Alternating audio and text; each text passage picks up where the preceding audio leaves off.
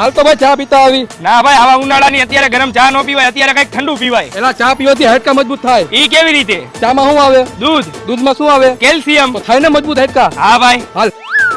અરે ભાઈ હું તો એવી ભગવાનને પ્રાર્થના કરું છું કે તારા જેવો ભાઈબંધ મને હાથ જન્મ સુધી મળે. આ ભાઈ ચા પીવી છે? હા ભાઈ. આવતો રે.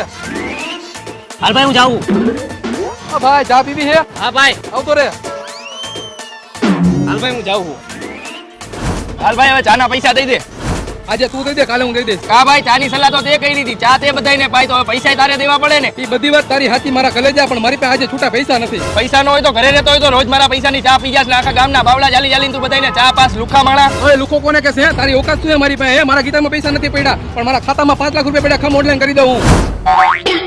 સર્વ ડાઉન. આજે પૈસા તું આપી દે, કાલે પાકું પૈસા હું આપી દઈશ. મારા કલેજા મારા કલેજા કરીને જ આવા ભાઈબંધ આપણને લુખા કરી નાખે છે.